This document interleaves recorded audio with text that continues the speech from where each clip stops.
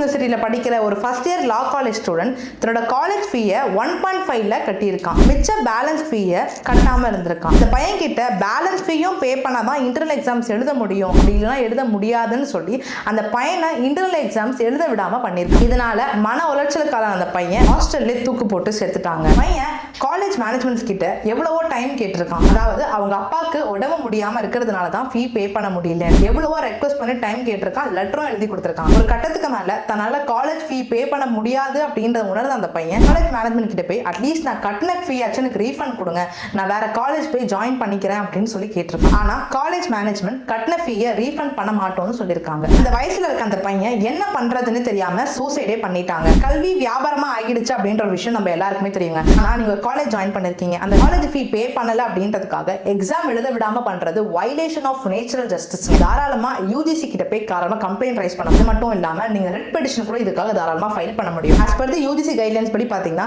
September 30க்குள்ள நீங்க college discontinue பண்றீங்க அப்படின்னும் போதோ இல்ல காலேஜ் பிடிக்கலன்னு நீங்க மாறுறீங்கன்னு போதோ அந்த காலேஜ் உங்களுக்கு ஃபுல் ரீஃபண்ட் கொடுத்தே ஆகணும். அப்படி இல்லைன்ற பட்சம் இருக்கும்போது அட்லீஸ்ட் 50% ஆஃப் ரீஃபண்ட் ஆச்சு கொடுக்கணும். கனவோட லா படிக்கணும், நாளைக்கு நம்மளும் அட்வொகேட் ஆயிடுவோம் அப்படின்ட்டு அவ்வளோ கனவோட சேர்ந்த அந்த பையன் இன்னைக்கு உயிரோடவே இல்லைங்க. இதுக்காக இதை பத்தி பேசுறேன்னா உங்களால முடிஞ்சது அந்த பையனுக்காக பண்ற ஜஸ்டிஸ் என்னவா இருக்கும்னா இந்த வீடியோவை முடிஞ்ச அளவுக்கு எல்லாருக்குமே ஷேர் பண்ணுங்க. அந்த பையனுக்கு நீங்க வாங்கி கொடுக்குற ஒரு மிகப்பெரிய ஜஸ்டிஸா கூட இருக்கலாங்க. காலேஜ் ஃபீ பே பண்ண முடியல அப்படின்னு இன்னைக்கு இழந்த ஒரு இழப்பு இதுவே கடைசியா இருக்கணுங்க. இதுக்கப்புறம் காலேஜ் ஃபீ பே பண்ண முடியல அப்படின்ட்டு எந்த ஒரு மாணவனோ மாணவியும் தற்கொலை பண்ணிக்கவே கூடாது. அதுக்கு ஒரு ஆக்ஷன் எடுக்கணும் அப்படின்னா இந்த வீடியோ எல்லாருக்குமே பகிரணுங்க. அப்படி பகிர்ந்தா மட்டும்தான் அப்படி ஒரு மாற்றம் கண்டிப்பா வரும். அது மட்டும் இல்லாம உங்களோட ஒப்பீனியன் என்னன்றதை கண்டிப்பா கமெண்ட்ஸ்ல சொல்லுங்க. அது மட்டும் இல்லாம இந்த மாதிரி இன்ட்ரெஸ்டிங்கா உங்களுக்கு லீகல் சொல்லி கொடுத்துட்டு இருக்க உங்க ஹர்னி அட்வொகேட் பேஜை ஃபாலோ பண்ணாம இருக்கீங்கன்னா ஃபாலோ பண்ண மறந்துடாதீங்க. தேங்க்யூ.